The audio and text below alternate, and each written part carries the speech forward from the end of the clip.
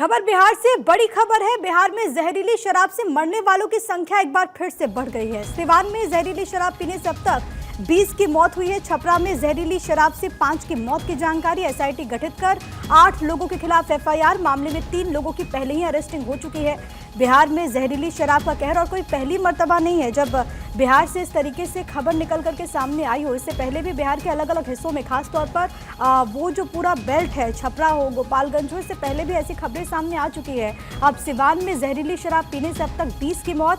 ये जब खबरें सामने आती हैं तो सवाल ये उठता है कि आखिरकार शराबबंदी की सच्चाई क्या है बिहार में, क्योंकि ऐसा कोई पहला मामला नहीं है। इससे पहले भी कई सारी ऐसी घटनाएं सामने आ चुकी है। सीधे ग्राउंड जीरो पर आपको लिए चलते हैं। अस्मित सिन्हा मेरे साथ, मेरे सहयोगी इस वक्त कनेक्टेड हैं। अस्मित, बिहार में हो क्या रहा है? ऐसी घटनाओं पर लगाम कब लगेगी? क्योंकि ये कोई पहला मामला नहीं है। इससे पहले भी कई मामले सामने आ चुके हैं। सरकार की तरफ से तमाम दावे होते हैं, पुलिस कार्रवाई करती है, लेकिन फिर घटना ऐसी आती है।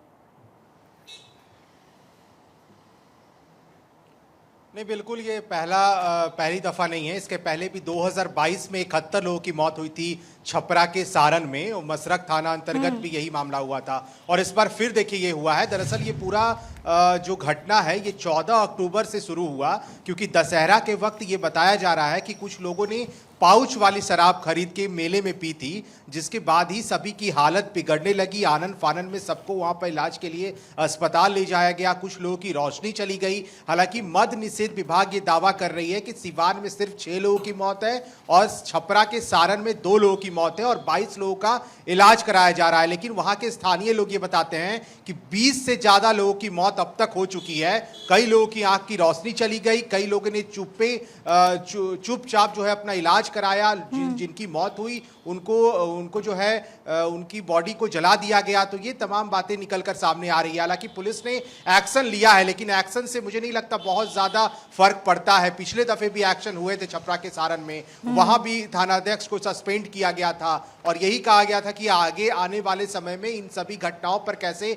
लगाम लगाया जाए, इस पर पूरा फोकस किया जाएगा। मुख्यमंत्री नीतीश कुमार ने भी मद्य निषेध विभाग के साथ बैठक की थी, उसमें कई दिशा निर्देश दिए थे। लेकिन अभी भी जो आंकड़े निकलकर, स्थानीय लोगों के आंकड़े जो बता रहे हैं, वहां के लोग बता रहे हैं कि 20 लोगों की जान गई है। एक मेला था वहां पर, सिवान के एक गांव है, वहां पर एक मेला लगता है, वहां पर एक पाउच खरीदकर लोगों ने शराब का सेवन किया। और लेकिन फिर इसमें सवाल ये है कि अगर मेला लगा है वहां पर, अगर इस तरीके से पैकेट वाली शराब मिल रही थी, प्रशासन कहां सोया हुआ था? उसको मालूम नहीं था क्या कि वहां पर ऐसी शराब मिल रही है? किसी ने खबर नहीं दी? नहीं, देखिए यही सवाल हमने अभी से थोड़ी देर पहले मद्य निषेध विभाग के मंत्री रत्नेश सदा से किया था। रत्नेश सदा प्रशासन की विफलता को बिल्कुल मानने को तैयार नहीं है। उनका ये कहना है कि शराबबंदी है, मुख्यमंत्री ने 2016 में महिलाओं के मांग पर ये शराबबंदी लागू किया था। ये आपकी जिम्मेवारी है कि आप कैसा शराब पी रहे हैं। ये बहुत गंदा चीज है, आप इसे ना पिए, इसका सेवन ना करें। रत्नेश सदा साफ ये कह रहे हैं कि कोई प्रशासन की विफलता नहीं है, ये आपको खुद जिम्मेवारी लेनी होगी कि आप शराब ना पिए, और जो पीता है वो मरता भी है। इस तरह का बयान पहले भी आया था। और रत्नेश सदा ये भी कह रहे हैं कि प्रशासन की बहुत ज्यादा विफलता आप नहीं कह सकते। हम लोग कार्रवाई कर रहे हैं, झारखंड का बॉर्डर हो या फिर अलग अलग बॉर्डर हो, वहां पर जांच किए जा रहे हैं, वहां पर ऐसे शराब तस्करों को पकड़ा जा रहा है। फिलहाल इस पूरे मामले में छपरा के सारण में मसरख थानाध्यक्ष को सस्पेंड किया गया है। अगर मंत्री साहब ये कह रहे हैं कि लोगों में जागरूकता होनी चाहिए, लोगों को मालूम होना चाहिए कि शराब का सेवन गलत है, उनको नहीं करना चाहिए, तो फिर शराबबंदी क्यों? फिर एक सवाल ये भी अस्मित बहुत अहम कि इस पूरे मामले में अब तक क्या कार्रवाई हुई है? क्योंकि आपने भी इस बात का जिक्र किया और इससे पहले भी हमने देखा है कि उस पूरे इलाके से ऐसी खबरें सामने आई हैं। लेकिन क्या एक माफियाई गिरोह है जो कि इस वक्त सक्रिय है, उसको पकड़ने के लिए पुलिस प्रशासन इस वक्त क्या कर रहा है?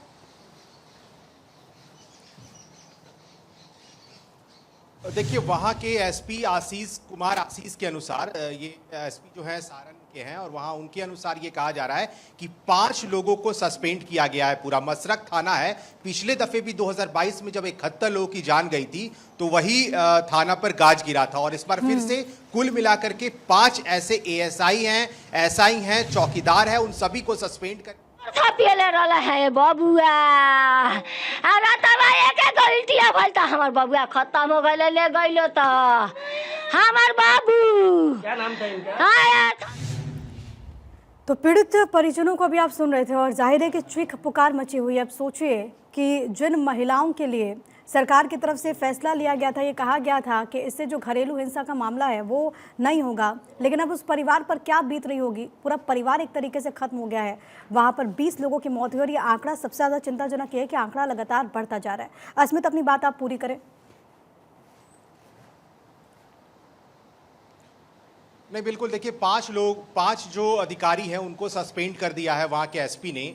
मसरख थानाध्यक्ष को सस्पेंड किया गया है, इनके साथ साथ एएसआई हैं उनको सस्पेंड किया गया है, एक चौकीदार है। कुल मिलाकर 5 लोगों को उसी थाने पर गाज गिरी है जो 2022 में एक्शन हुए थे। लेकिन एक्शन के बाद भी मैंने पहले भी कहा प्रिया कि ये सोच किया जाता है कि आने वाले समय में ऐसी घटनाएं ना होगी, पुलिस चौकस रहेगी, लेकिन इसके बावजूद ग्राउंड की रियलिटी कुछ और कह रही है। लगातार जो है होम डिलीवरीज हो रहे हैं, ऐसा वहां के लोगों का भी आरोप है। और कई दफे हमने विपक्ष के लोगों को भी ये कहते सुना है कि ये बिहार में भले ही नाम की शराबबंदी है, लेकिन होम डिलीवरी लगातार किए जा रहे हैं। और यही लिहाजा वहां पर जो लोग मेला घूमने गए थे, या फिर हम सारण की बात करें या सिवान की बात करें, लोगों ने पाउच वाला शराब खरीदा, वहां उन्होंने पिया, लेकिन बाद में जब हालात बिगड़ने लगी, सबसे बड़ी खबर तब आती है जब कच्चा स्प्रिट पीने के बाद लोगों के आंख की रोशनी जो है वो चली जाती है। और यही कुछ हुआ सारण में भी, सिवान में भी कुछ ऐसी घटना सामने आई। लेकिन विभाग ये दावा कर रहा है कि कुल मिलाकर सिवान में 6 ही लोगों की मौत हुई है, जो हमारे पास आंकड़े हैं।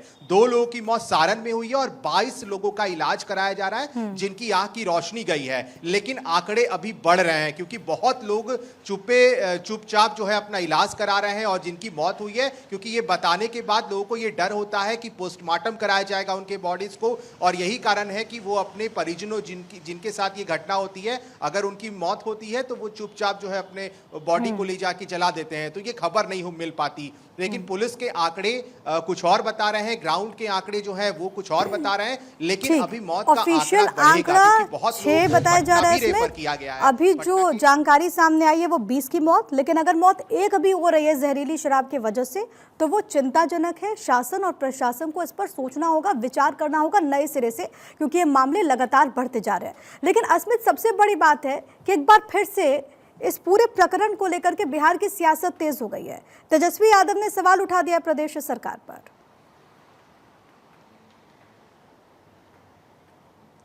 नहीं, बिल्कुल विपक्ष को तो मौका मिलेगा ही। तेजस्वी यादव हैं, उनके पार्टी के नेता हो, तेजस्वी यादव हो, ये कहते रहे कि देखिए बिहार में नाम की शराबबंदी है। कई दफे ये हुआ है, ऐसी घटनाएं सामने आई हैं जब लोगों की शराब पीने से मौत हुई है। नीतीश कुमार, कई बार हमने मन से सुना है प्रिया, नीतीश कुमार लगातार ये कहते रहे हैं कि बिहार में शराबबंदी कानून हमने 2016 में लाया और बहुत प्रभावी ढंग से ये बिहार में लागू है। कोई अगर शराब को हाथ लगाता है तो वो उन पे कार्रवाई होती है, उन लोगों को पकड़ा जाता है। लेकिन तस्कर लगातार तस्करी कर रहे हैं। और कुछ ऐसा ही सिवान के भी वहां पे जो ऑफिशियल बाइट आए थे उसमें ये कहा गया है कि एक ऐसा तस्कर है जिसका नाम मिथिलेश राय बताया जा रहा है कि उसने शराब को सबसे के बावजूद, इतनी कार्रवाइयों के बावजूद ऐसी घटनाएं क्यों नहीं रुक रही हैं। बहुत धन्यवाद आपका तमाम बातचीत और जानकारी हम तक पहुंचाने के लिए। नजर बनाए रखिएगा, आपसे आगे भी अपडेट्स लेते रहेंगे।